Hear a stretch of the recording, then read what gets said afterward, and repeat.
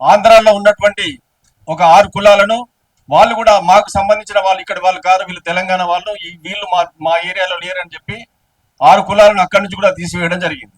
ఇది సరిపోయింది.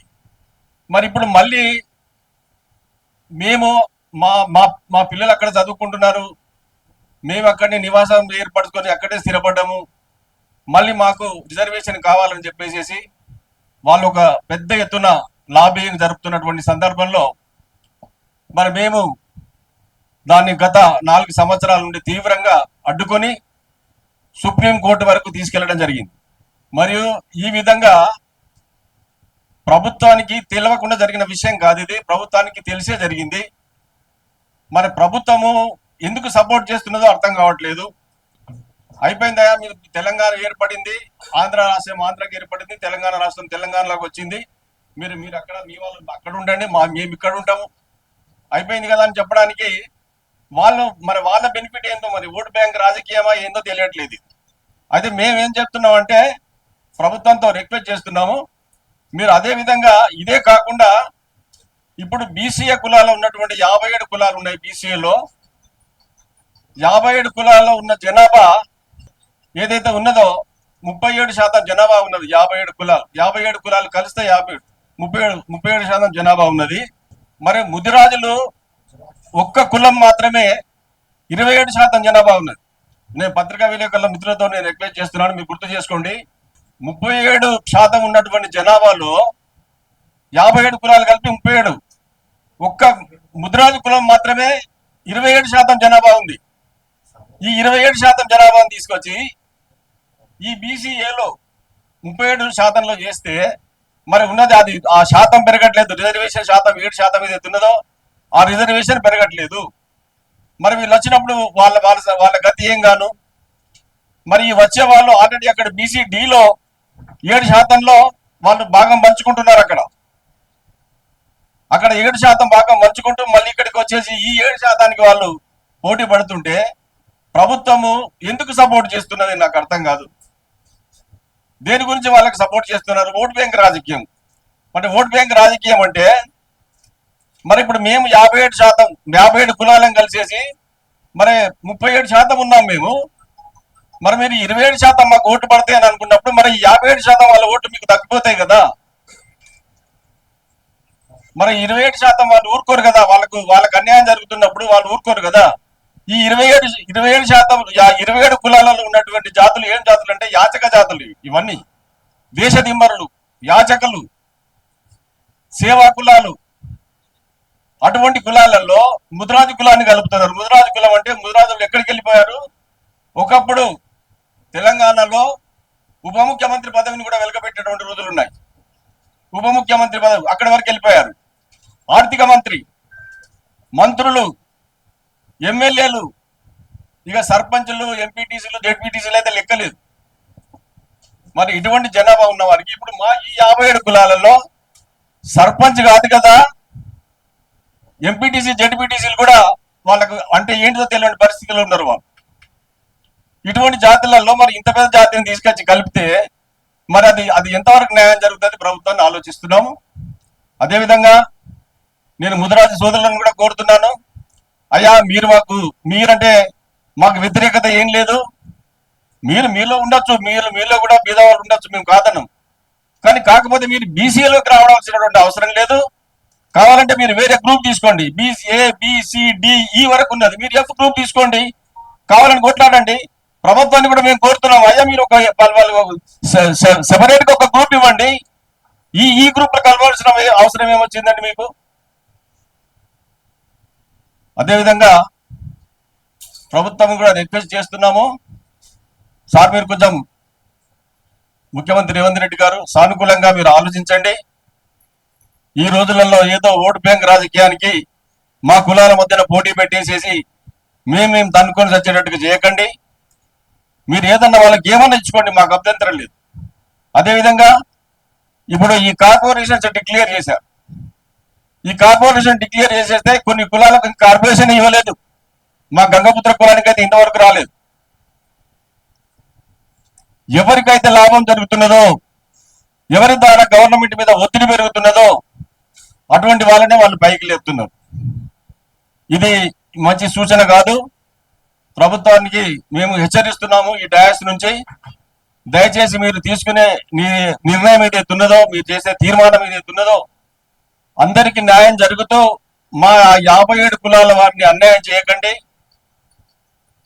వాళ్ళు ఇప్పటికే దేశ దిమ్మరులుగా, యాచకులుగా, సేవా కులాలుగా ఉన్నవాళ్ళు. వాళ్ళ దాంట్లో ఈ పెద్ద కులాలను తీసుకొచ్చి ఏ కులాన్ని కూడా కలపవలసిన ప్రయత్నం చేయొద్దని చెప్పి రిక్వెస్ట్ చేసుకుంటూ, మరి సమయం మించిపోయింది కాబట్టి నాకు ఇచ్చినటువంటి అవకాశానికి మీ అందరికీ మరొకసారి ధన్యవాదాలు తెలియజేసుకుంటూ, మా ముదిరాజు సోదరులు ఉన్నారు. ఇప్పుడు వాళ్ళు ఉప ముఖ్యమంత్రి కాదు, వాళ్ళు ముఖ్యమంత్రులైనా వాళ్ళు ఏ దాంట్లో ఉన్నా మేము మా కులాల వాళ్ళందరం వాళ్ళకి సపోర్ట్ చేస్తాం.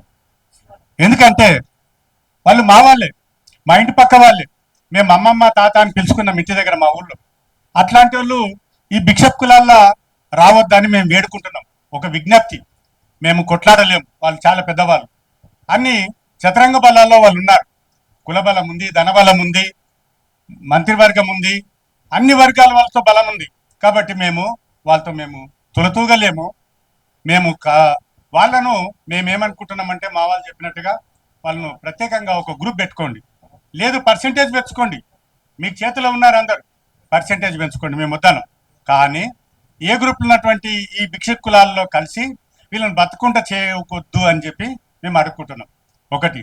రెండు, ఇంతకుముందే మరి మనకు స్వతంత్రంగా తెలంగాణ ఏర్పడినప్పుడు ఆంధ్రలో 7 కులాలను తీసేసినారు. జీవో కూడా వచ్చింది, గెజెట్లో వచ్చింది. 7 కులాలు తీసేస్తారు. అందులో తెలంగాణలో ఉన్నటువంటి వాళ్ళు శ్రీశైన, మున్నూరు కాపు, గుర్తుపెట్టుకోవాలి, మున్నూరు కాపాలను కూడా తీసేసారు ఆంధ్రలో.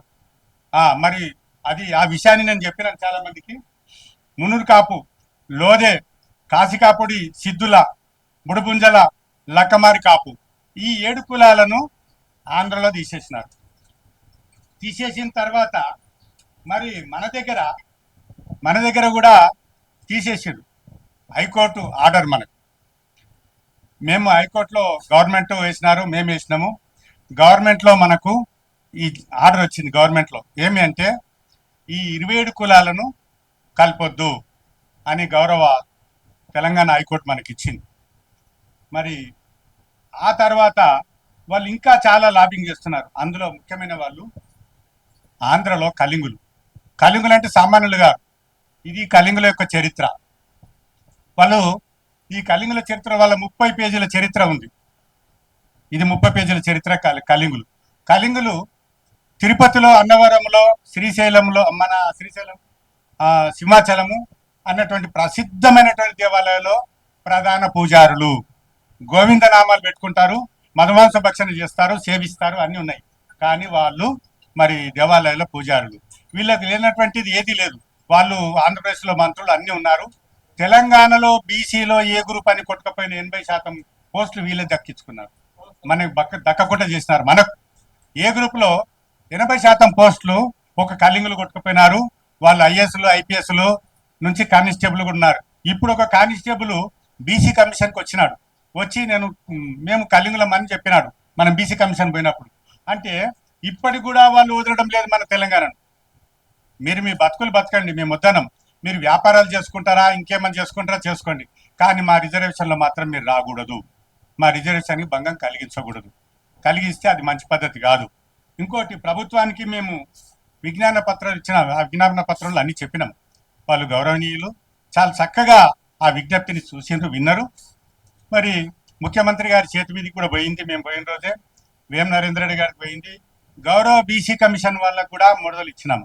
గౌరవ బీసీ కమిషన్ వాళ్ళు చాలా చక్కగా విశ్లేషించినారు. నిజంగానే ఇట్లాంటివి ఉన్నారని. నిజంగా తెలంగాణలో ఆంధ్ర వాళ్ళ ప్రాబల్యం ఎందుకు? మేమేమన్నా మా వాళ్ళు మేమంతా పోయి అక్కడ ఎంఎంఏలు గెలిచి, ఎంపీలు గెలిచి మీ దగ్గర మంత్రులం అవుతున్నామా?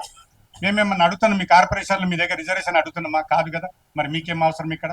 అందుకని ఇక్కడ అడగొద్దు. ఒకటి. రెండోది, వీళ్ళు ప్రతిదానిలో చెయ్యేసేసేయడం కాకుండా ఇక్కడ ఆంధ్రలో ఉన్నటువంటి 2 ఎమ్మెల్యేలు వాళ్ళు బీసీ కమిషన్కు భజంత్రులు తీసుకొని వచ్చేసినారు మమ్మల్ని తెలంగాణలో కలపని. ఇది ఎంత అన్యాయం, ఎంత ధైర్యం! ఒకవేళ అప్పటికే మన వాళ్ళు ఉంటే లక్షల మంది వస్తే ఏమవుతారు? వాళ్ళు డ్రెస్ యూనిఫామ్ వాళ్ళు గజ్జలు కట్టుకొని తాళాలు తీసుకొని తబలలు తీసుకొని ఆట ఆడుకుంటే యూనిఫామ్ లో వచ్చేసి బీసీ కమిషన్ కు రిపోర్ట్ అది వినతి పత్రం ఇచ్చిండ్రు. ఏమంటారు? మమ్మల్ని కలపండి తెలంగాణలో, ఇక్కడే పుట్టినాం ఇక్కడ వస్తామంటే మస్తు వస్తారు, ఇక్కడ పుడతారు. పుట్టిన వాళ్ళకి మేము రిజర్వేషన్ ఇస్తామా? నాగ్పూర్ పోయి, కాన్పూర్ పోయి, బొంబాయి పోయి మా ఆటో డ్రైవర్లకు అక్కడ చేసుకుని పోతే తన్నెల్లో కొట్టారు. ఒక్క ఆటో డ్రైవర్ ఆటో నడిపించుకొని వెళ్ళి మహారాష్ట్రలో, కర్ణాటకలో కూడా. మరి వాళ్ళందరూ వచ్చి ఇక్కడ బతుకుతున్నారు కదా, మేము వద్దని లేదు కదా. ఇప్పుడు ఆంధ్రలో ఎక్కడనో మీకు అక్కడ భిక్ష పెట్టినట్టుంటే వాళ్ళు బతకలేకనే తెలంగాణకు వచ్చి బతుకుతున్నారు. ఇప్పుడు వాళ్ళకు వాడలు ఉన్నాయి, తెలంగాణలో వాడలు ఉన్నాయి ఆంధ్ర వాళ్ళవి. మేము వద్దనిలే, మీరు కాయగసులు అమ్ముకోండి, పండ్లు అమ్ముకోండి, కూరగాయలు అమ్ముకోండి, బతికితే బతకండి, అంతవరకు కానీ మా రిజర్వేషన్ కావాలని మాత్రం మీరు అడగదు. దయచేసి గవర్నమెంట్ వాళ్ళు కూడా మేము విజ్ఞప్తి చేసినాం, చెప్పినాం, వాళ్ళకు కూడా అవగాహన ఉంది. కాబట్టి నేను ఒకటి ఏమంటానంటే, ఒకటి ఈ కుల వృత్తుల వాళ్ళు ఎవడు పడితే వాడు మాకు రిజర్వేషన్ తెలంగాణలో ఇవ్వని చెప్పి అడగకండి. రెండోది, ప్రభుత్వం వాళ్ళు గుర్తించాలి, ఈ బీసీల తెలంగాణ ఉన్న వాళ్ళే బిచ్చప్ కులాలు. ఈ బిచ్చప్ కులాల్లో ఇంకా లక్షాధికారులు వస్తే ఇది ఎక్కడ బతకరు? బతకలేరు. కాబట్టి వాళ్ళని ఇక్కడ కలపొద్దు, ఇది విజ్ఞప్తి. రెండోది, ఏసీ ఎక్కడ పడితే అక్కడ వాళ్ళు, మేము ఆంధ్ర వాళ్ళమేనండి కానీ ఇక్కడ బతుకుతున్నామండి, మాకు రిజర్వేషన్ సర్టిఫికేట్ ఇవ్వమంటారు. ఎట్లా ఇస్తారు? రిజర్వేషన్ సర్టిఫికేట్ ఇవ్వద్దు. రెండు, కులవృత్తి చేసుకున్నా ఏం చేసినా మేము ఇంకా సహనంతో ఉన్నాము, చేయకూడదు. ఇప్పటికే చాలా కులవృత్తులు నశించిపోయినాయి. అక్కడ తుర్కశాఖలోళ్ళు, తుర్కమంగళోళ్ళు వచ్చి ఇక్కడ మొత్తము నాశనం చేసినారు, బతుకుంటే అయిపోయింది. ఇప్పుడు గంగపుత్రులు కూడా చాలా మంది వచ్చినారు. ఎవరు బట్టే వాళ్ళు మేమే గంగపుత్రులు అంటున్నారు. అనకూడదు కదా, కులాన్ని అమ్ముకోకూడదు కదా, తల్లిదండ్రుల పేరు అదే ఉంటుంది కదా, మతం కులం అదే ఉంటుంది కదా, ఎట్లా మారుతారండి? తప్పు కదా.